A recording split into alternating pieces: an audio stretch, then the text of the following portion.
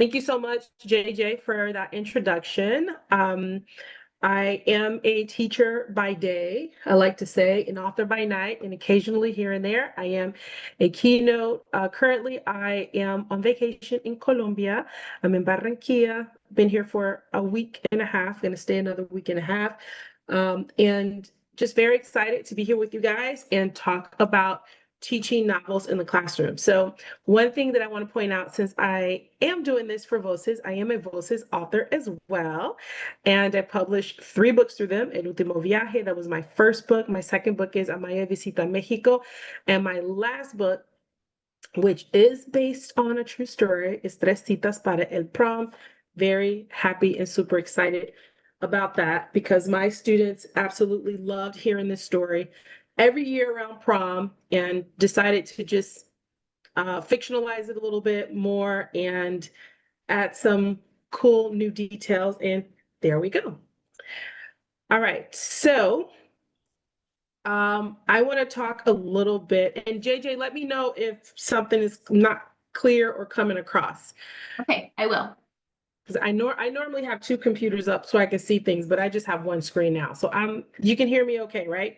Everything's good? Yes, you're great. We can see Okay. you, and we can see your slides, and we can hear you just fine. Okay, awesome. All right, so I want to talk a little bit about my journey to using novels in the classroom. And let me just maybe you can give me a wave. How many of you currently use novels in the classroom? Let's see. All right. Okay. I'm looking at the chat as well. Yeah, so I started using novels in the classroom, I want to say about 15 years ago. So I've been teaching 20 plus years. And about 15 years ago, I started using novels in the classroom, and mostly because of the convenience of using novels. So just teaching in general, like being a world language teacher at the time, there was not a lot of resources. A lot of us had to scrounge things together, most of us were probably using textbooks. And because I taught in an IB school, and the IB curriculum was very big on rigor. It was very big on reading and making sure that students had access to sort of like this world-class curriculum. As a result, that put a lot of pressure on me, and I had to constantly create, and it was just this endless cycle of curating, compiling, and also creating. And so because of that, because I had to curate so much and because I had to compile and create, in addition to just teaching, every day I still had to be in front of my students, I really did feel I got burned out. There were also according to the criteria in IB, students need to be able to like read and interact with text. And at the time, most of the texts that I was using, they were from the textbook. So, and being from the textbook, they were a little bit more advanced for my students. So if I was teaching middle school, like level 1, and there was like there would be like an excerpt from like Don Quixote. And you all know how textbooks used to come together back in the day. They really didn't take too much time in comprehensifying and making it suitable for younger readers. It was just like, let's throw in this cultural piece. So because of that, I was just getting burned out all the time, and as a result, I went to a conference a long time ago. This was way before I started writing. I went to a conference, learned about a book, and I was like, you know what? I'm going to actually incorporate this into my classroom and see how it goes. And it went really well. And one of the reasons why I absolutely love teaching with novels is because it does handle a lot of the heavy lifting. When you think about all the creating, the compiling, curating, if you use like vocabulary lists, however you teach, if you're the sole person that's putting all that stuff together, you are going to be burned out. You are not going to really have the energy, the enthusiasm. And I'm not even mentioning all the other stuff that we have to do as teachers, because I know that we all have that laundry list of tasks that are non-classroom specific that we have to do. So, in a nutshell, using novels, it really helped me to kind of find this centerpiece to the curriculum. And from that centerpiece, I was able to kind of hit all these, different and valuable aspects of like teaching and communication, and really making it a sort of wraparound or holistic curriculum for my students. So that's kind of where I started. And then I would say maybe 6 or 7 years after I started using the novels, because of the types of stories I was reading, I didn't really see things that there weren't a lot of narratives that my students could relate to. And that's one of the reasons why I ended up writing sort of my own novels, because being from Chicago and, teaching in Chicago public schools, sometimes some of the stories that we would read, the kids were like, Senora, this isn't realistic. This doesn't happen in real life, and yeah, so that's kind of, my story in a nutshell, and also why I started to use novels in the classroom. So with novels, if you don't have a lot of experience with them, they can seem very daunting in the beginning, okay? But here are a few ways in which you can use them, to meet whatever district you're working in, to meet, the goals of whatever the world language program is, and also kind of ease your load as well. So one of my big reasons is like I'm able to extract the themes that I want to explore, and those themes can, again, they can branch out and be part of sort of the overall arching department or district's goal. I'm able to kind of hone in on like whatever the common structures that I want to teach, or the common structures that are, in the story. And because of the way a lot of these novels are written, you're going to have that high frequency vocabulary, those high frequency structures, they're going to be repeated. So the students, without you having to do a lot of work, as they're reading, they're sort of, they are acquiring a lot of this vocabulary, they're acquiring a lot of these structures very seamlessly and incidentally. And at the end, whenever you are doing some type of, when you're doing like an assessment, oh, and also like cultural, integration as well. But when you're doing an assessment, I'm really big on doing speaking activities with novels. I like doing writing, but I also, at the end, I like to have some type of speaking activity. And I notice that the kids, that the students, they have their vocabularies are bigger, and they're able to articulate basic things in a story without me having to do like this long drawn out lesson that I had to, make a lot of copies for. Now there are times that I do have my little pop-up lessons and I teach different things, but it's not as draining, as it used to be, I would say. Okay, so getting into kind of like the meat of it, why I use novels in the classroom. This is sort of like my philosophical aspect of why I do it. And number one, and I know this is very true, the brain is wired for storytelling. By the way, this is a little side plug. This book that I'm reading, it's in Spanish, is called Neuroeducación y la Lectura. Oh, you guys can't see me because I don't have my camera on. Let me put the camera on really quickly. Okay, so I'll put it here. It's called Neuroeducación y la Lectura. Reading this book, I've read several books like it. I'll put it in the chat if you're interested. And it just talks about how the brain is wired for, storytelling, and how reading really reshapes and changes our brain, which also is called like is a part of neuroplasticity. And I love reading about this stuff because I've seen it happen with me, and I see it happening with my students. And I think reading is sort of like that engine behind that. Also, opportunities to build empathy.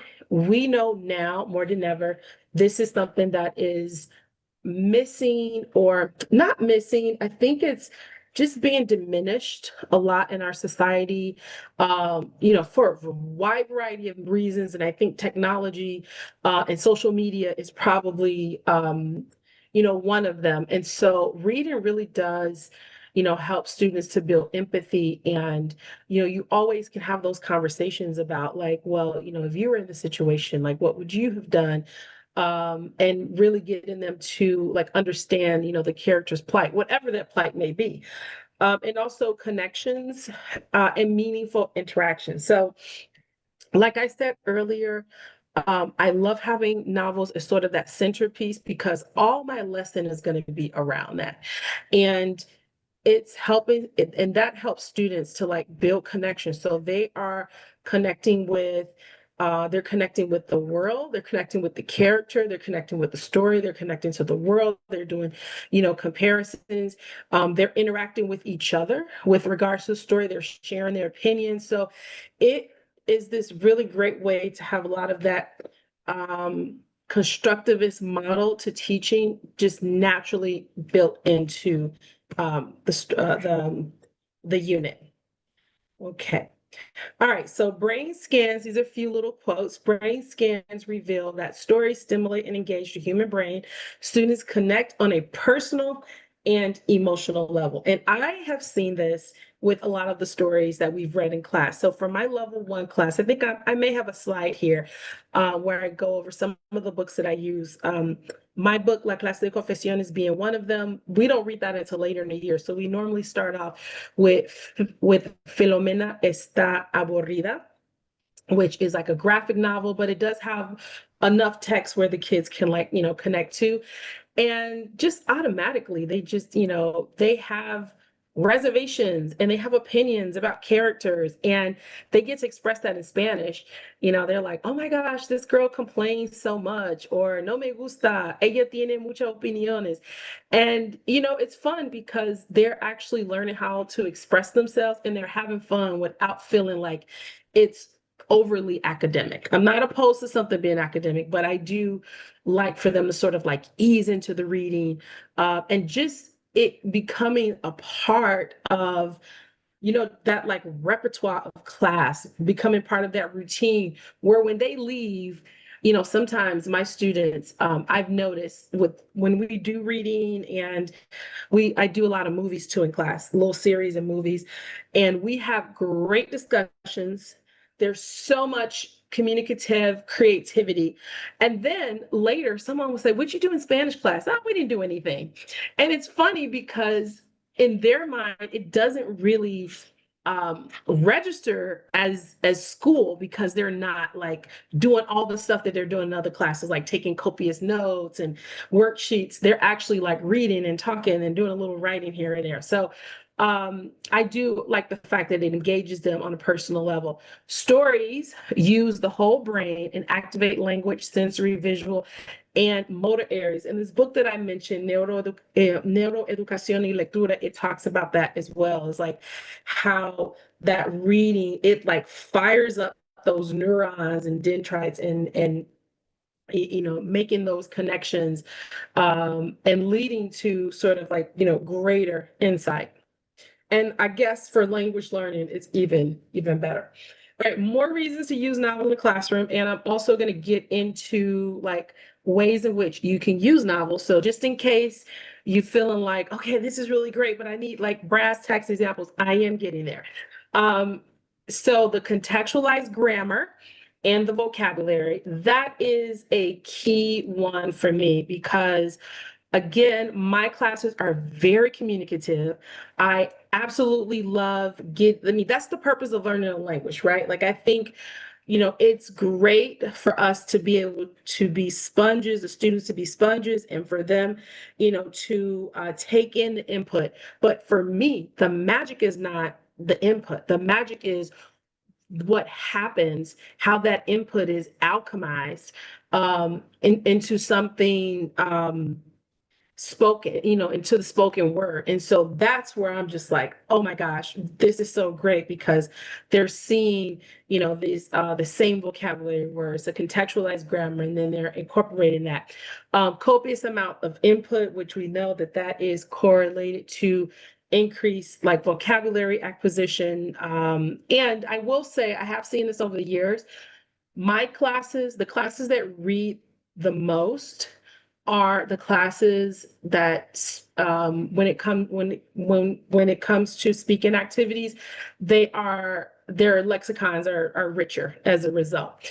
And the same thing in English, right? Like print rich, what is it? Yeah, print rich environment. Students are going to speak. Um, their speaking skills are going to improve with that. And the teaching is more structured and it's a little bit more seamless. So if you're like me, I can be all over the place. So I actually need that structure. I need to be like, okay, we're working in chapter one, we're reading this, we're going to talk about it, we're going to do whatever. Like, I need that structure because I am someone who is, um, I don't know if it's like I don't have attention deficit, but I'm definitely type of teacher that I'll be on one track and I'll see a shiny little thing and I'm like, oh, I want to try that. I'll see something online. So I need that structure to sort of come back to. All right, so I'm gonna just go through these are some of the novels that I use in my level one. And one of the things that I want to hit on is how to integrate novels with units that you already have. So I know there are teachers who they just exclusively use novels in the classroom, and I think that is amazing. I have had experience in IB school, and I'm working at a high school level now.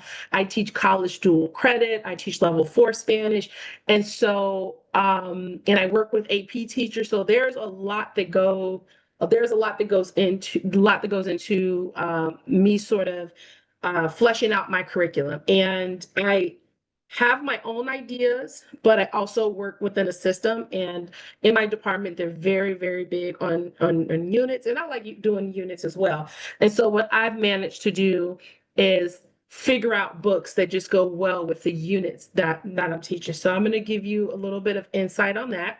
So I start off with this book, which is by Teresa Jensen, and I have links in the slide deck, which Aaron has, and JJ, I can send it to you as well. Um, so Filomena está aburrida. So this is our like first unit, and I don't start this until about November. Okay, so I don't really start doing novels until November. Before November, I'm doing little short stories. We'll do like songs here or there. You know, I may show them short films and do series, but we kind of start reading like around November. And this unit is just about like students being able to talk about who they are and who other people are. We focus on like physical characteristics. So this is the book that we use for that.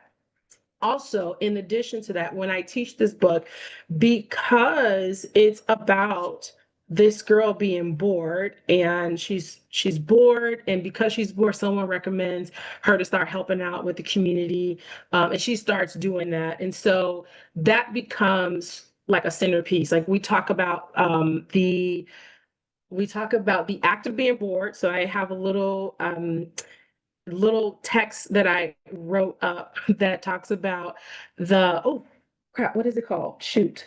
Um, it's called something neural. It's about shoot. I think it's sorry that I'm drawing a blank here. It's not neuroscience. It's being bored in the brain. I gave it a name. It's being bored in the brain, and it's all in Spanish. It's in comprehensible Spanish, and we go through and we talk about the benefits. So I'm, incorporating science and the benefits of being bored, and we talk about, creativity. I bring up people like Steve Jobs, and like all the technology that students are benefiting from now actually was born from people who were bored, who sat in the garage, who tinkered with things. So, in addition to talking about like our characteristics and like family, things like that, we also are talking about um, how this is, helpful to us. And another little experiment that we do is I put a timer on and we just sit and we're bored for 5 minutes, and it's really hard for the kids to do. All right. So after that, we have La Clase de Confesiones, which I incorporate this with school and education unit. But then in addition to that, so that's kind of like our base, and I do this kind of like mid-year. That's our base, but then I take that and then we go into culture and we talk about schooling in Nicaragua. We talk about characteristics of schooling. Students learn about how, some families have to actually pay for education. It's like not always free everywhere. And so we go into that.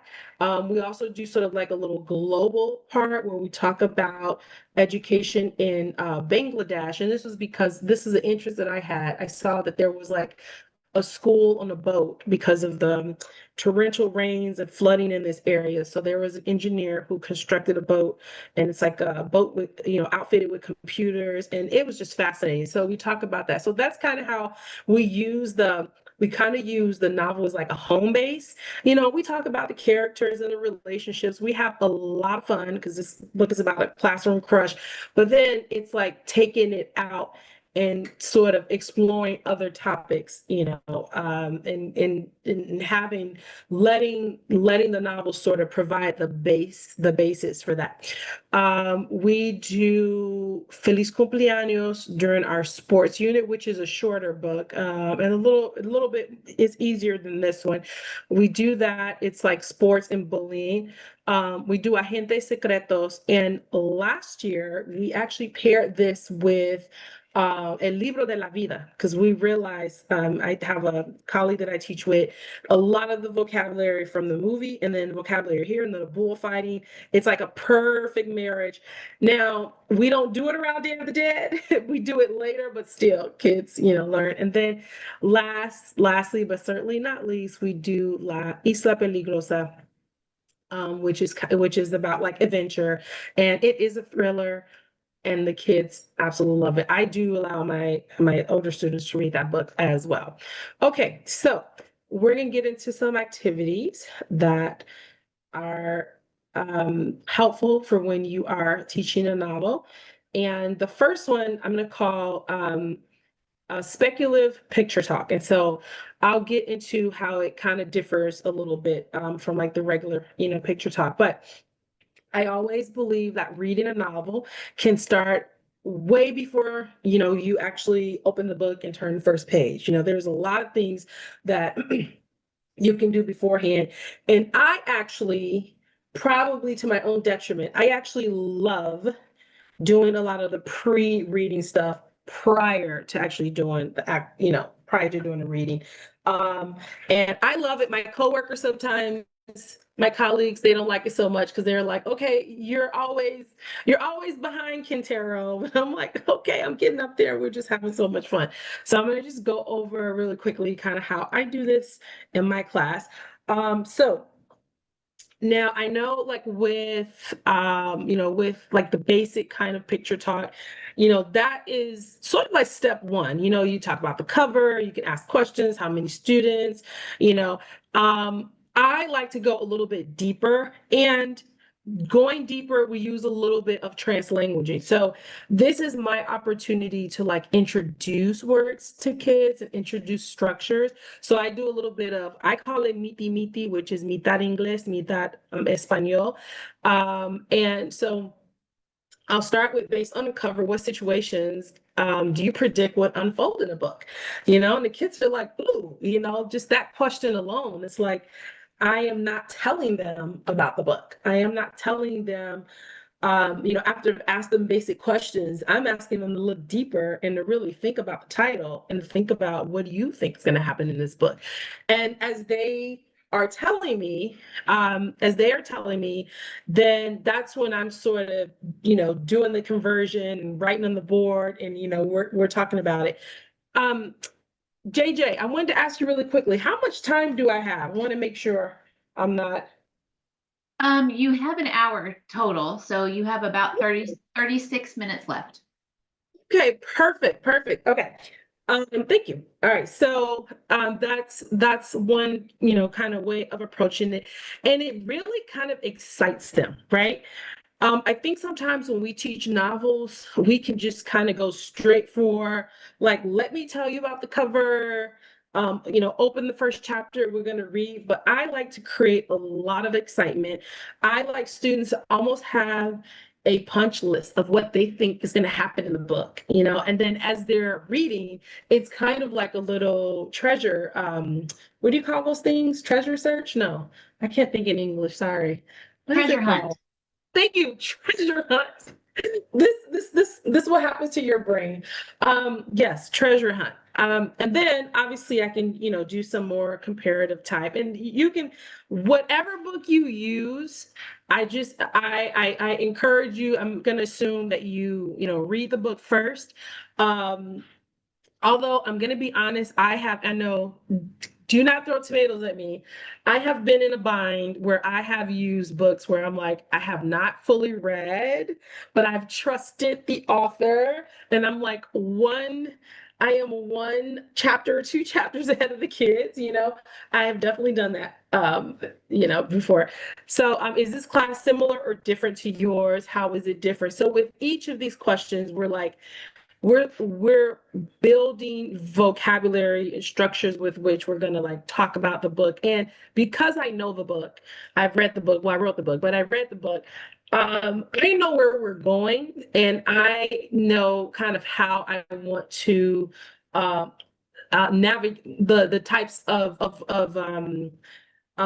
words and structures that I want to use. I kind of like I have that blueprint or that GPS, if you will. And then I love for them to make a list of words they think they may find in a book and connect it to the cover. So here's where the little critical thinking comes in, because then they can make their list in English, and then they can write what the Spanish is and then connect it and tell me, well, why? Why do you think, And so if a kid says, Riz or, romance. And then it's like, okay, well, why did you say that? And they can connect it to the cover. And then I give them a little Easter egg, which is one of these characters is about to have a seriously embarrassing moment. Based on the cover, who do you think it will be? And what do you think is going to happen? And it's not giving it away, but it's also kind of setting them up and preparing them for like, ooh, something interesting is going to happen. So now they can kind of like look out for that. All right. So here is, let me move this. These are other activities that I do where I am, my purpose is to sort of flood them with terms and kind of get that interdisciplinary connection with English, because I noticed again, before I started doing this, when I would ask students like, oh, like, ¿quién es el personaje? And they're like, what's personaje? And, I can say like, oh, it's persona, but now I try to front load as much as possible. And this front loading, especially if you are level one, if you're in level one class, it is a confidence booster, because the kids are like, they're like, oh my gosh, I can connect to, hold on, let me just, they feel like they can actually connect to the words, and that they know, so this is just a few little things here. I got a little error here. Es una historia policíaca, es una comedia, es un drama. And again, with these, you can always turn them into something that's a little bit more um, that evokes more critical thinking. So whatever they choose, they're like looking at the cover and they're justifying, like, this is why I think, is this or that. Um, and then I also like to kind of preload my structure. So if students are familiar with Gustar, but I want to kind of like double down on using it, then I'm going to, add an activity like this where they get to tell me like, well, what types of novels do you like? Do you like these type? And this is all sort of just preparing them to talk about certain aspects of the book, again, in their language, at their level. I'm going to just stop for 1 second, see if we have any questions. See, let me look in the chat.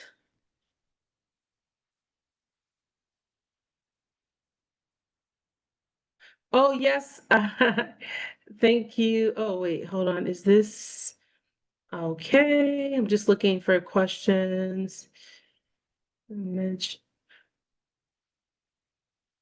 Oh, this I have to look after 10, right? Because we came here after 10. Shannon, yes, it is very amazing here. It's 105 degrees in Chicago and it's like 80s and 90s here. So oh, thank you. Okay, I do. Novels is a centerpiece. Yes, yes, yes. Oh, thank you, JJ. Yes, neuroeducación. There's so many books about neurociencia. My sister-in-law, who's a doctor, she was like, you should get that one. That one's better than the other ones. They look like they were more kind of philosophical. Okay, thank you. Awesome, awesome. Hi, Miriam. Yes, I am enjoying Colombia. Let's see. Un día, yes. Oh, yeah. Un día en Palenque is published. Yes, I think I published that a couple days ago. I've been too busy to post anything. Okay. Oh, someone else does Agentes Secretos.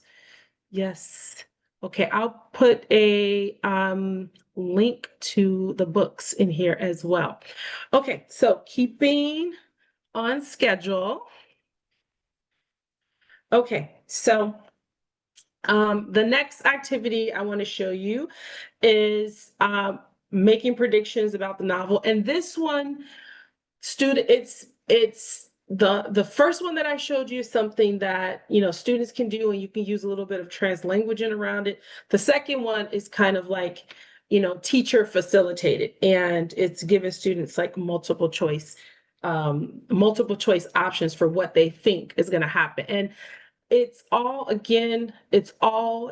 about getting kids interested in reading the book because I was in another session today. We're talking about AI and the world language classroom. And one of the things that I mentioned is students are reading less and less nowadays. And I think that's probably the reason why I spend so much time kind of getting them interested in books because I want them to find these books, worthwhile. And I went through a time where, kids were like, oh my gosh, we gotta read. It's so boring because, they play, and I get it. It's not that it's boring, it's that their adrenaline is, you know, um, what's the word I'm looking for? Not hyped up. Um, their adrenaline is like hijacked all day because they're playing all these multi-sensorial games and they're doing this stuff. And I used to feel a little bit not, I guess, kind of guilty because I was like, oh, my class is just not as interesting. And I realized like it actually has nothing to do with my class. It's everything that they're doing outside the class. So I at least try to balance it a little bit. I'm very big on saying like I'm not an entertainer for students. That I'm not going to do. But if it is within my wheelhouse to make things a little bit more interesting and really get to that part of the brain that sparks that curiosity, then I'm going to do it. So here's the next activity that I do. So this is a book about a text message, el mensaje, and I have students, let me see, let's see. Oh, so they're reading and they're circling kind of what they, see. So Adán tiene un celular inteligente, está en el hospital, kind of like questions that relate and don't relate to they kind of have to, weed them out. This is one way to engage the students. And then here they're just they're using the options to make a guess about the actual text message. And they can see like on the screen, it says, no lo puedo creer. And even if they don't know what that means, they can use context clues. Like we don't have to tell them everything. They can look at the punctuation, they can look at the title, they can look at his expression, and they can kind of tell that no lo puedo creer probably means something like shock. So here it's Adam recibe un mensaje de texto de su madre. Here's the cool thing about, activities like this too. is the sillier they are, and I'm not big on doing like silly stuff, but oh my gosh, the community that it creates, because then the kids are like, oh yeah, his mom was texting him.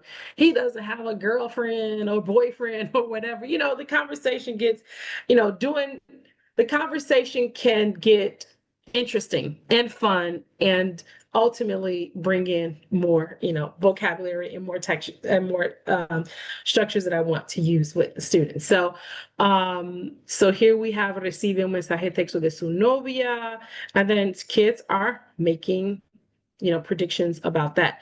One of the things that I do with this too is I give them a little piece of paper with a text message, and they have to, sorry, that's my husband's computer, and they have to recreate first of all, who the text message is from and what they think is in the text message. So that's always fun. And by the time we read the book, and by the way, this is not a book, I would do this in like level 2. Wouldn't do this in level 1. But by the time we like read the book, the kids are like comparing and like, oh my gosh, but it is a situation where this is something that like the whole message here, because it's actually the message, but the message here also is how we can easily misread situations, because we're, just we don't apply a lot of those critical thinking skills when it comes to social media, and we can kind of, spiral out, go down the rabbit hole. Okay, so we're going to talk about checking those skills at the door, leverage and honor the reading skills that they bring to your class. So this is another strategy that can be used with any and every book that you use. I will say that something that I've realized in the last maybe 3 or 4 years, when I started using novels, we just, we would read, we would discuss, but I actually have to have a different approach now. And that is because a lot of students don't read as much as they used to. So if you have been teaching for the last, 10 to 15 years, you have probably noticed that. And even when I do, what I don't have included here, I do like a little survey for when we're doing free voluntary reading. I do a survey and I'll ask students. I used to ask students, oh, what's your favorite book? And over the years, kids will be like, oh yeah, I don't have a favorite book. I really don't read. I have a favorite TV show. So I ended up having to talk about favorite TV show, and then using a lot of the literary terms that I wanted to introduce, like personaje, conflicto, narrativa, protagonista, all of those words related to the actual TV show or series, which is fine. But because they're not reading as much, you do have to start front loading some of those reading skills now. And I know that in my school, we've been doing that. We've been designing sort of instructional patterns where teachers are routinely doing this, not only in science, English, but in math and now in world language. So that's kind of where I'm gonna go to now. All right, so just a few little activities. This is something that I'm pretty sure that a lot of you, do already. Whenever I do start reading books with kids, if I read the first page to them, I have them listen for cognates. And normally I have them clap or stomp their feet when they hear a cognate. So they don't read the book with me, they're just listening. And then I have them read like the first chapter, or if it's a long chapter, maybe the first couple pages, and then they're circling cognates, and then we talk about what they mean. I'm gonna just skip through really quickly. Okay. And the other thing too is actually going over how to make predictions, how to, ask questions, inferences, visualization, and using prior knowledge and really connecting that, to reading it. So that is something that we practice in the class. We can do that with the first chapter, where students are in groups, and I'm giving each student like one of these strategies to do, and kind of report back. And the reason why, this is something I would probably do if I don't do it with the first chapter of the book we're doing, then it's going to be with a short little story that we've read before, so that they have the tools that they need for going into reading if they're going to read independently. I normally read the first couple chapters with them, and then I just sort of pass the torch. But it is very important, especially now because students are not reading as regularly as they used to. It's important now to actually teach a lot of these skills, explicitly, and even with like having them ask questions, I show them how to like ask questions in Espanol, because after we're done reading the book, two big activities or assessments that I do with students. Number one is they have to do a book report. They do a little bit of writing on the book, and then we do a conversation circle. And this is where they come up with their own questions about the book. And coming up with those questions about the book, there, there's like a criteria that I give them, and they're asking other students. So their assessment is based on the type of question that they're asking, and also them responding, to other students. But the reading landscape is really shifting, and as a result, I feel like in my class, I've had to step up and I've had to do this a little bit more.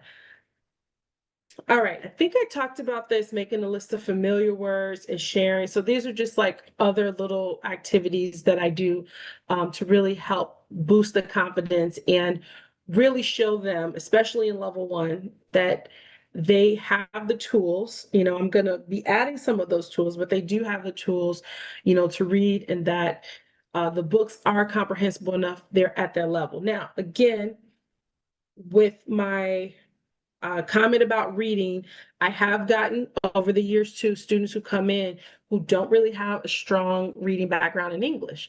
And so a lot of these type of strategies and activities, they really help to boost their confidence and help them to engage, and access the curriculum as well.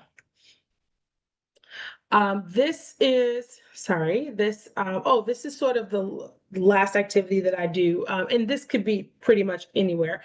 Um, Pieces of the puzzle. So just choosing 4 to 5 sentences from the first chapter and having students like sequence the event. Now, you can do this before, you can do this before as like a predictive activity. And then later, as they read, they can actually, compare like how they thought it was gonna, how they thought the events were gonna take place versus how the activities actually take place. So those are some of the strategies that I use for teaching a novel. I do both, where I actually have novels that I teach in class, but I also do free voluntary reading. If I'm doing a novel, like if we have 2 consecutive novels, then I do give them a little break from reading, and we do most, series, just to kind of like to add a little bit of like variety and spice and differentiation. But these activities have been very successful in helping students build confidence and like really access the comprehensible text, because it may be, even though it's written at a level that's suitable and comprehensible for them, depending on the skills that they're bringing to the class, that actually determines the comprehensibility, not necessarily, author and, unique words and, all of the characteristics that we use to kind of to figure out, the level, but it really is like what the student's level is. And I have had kids where they, we've done like the cognate activity. And I remember a couple years ago, I had a kid who did not know, I forgot what the word was. I think it was like fascinante, maybe one of those words. And just the kid was like, yeah, I don't know what that means. And I was like, wow, okay. Because in my mind, I'm like, all of the letters are there, they're all together. But, this kid was at a very low reading level, you know, so that's that's something that we have to consider as we, move forward and really assess the ability of our the ability and level uh and readiness of our students. So thank you so much for listening.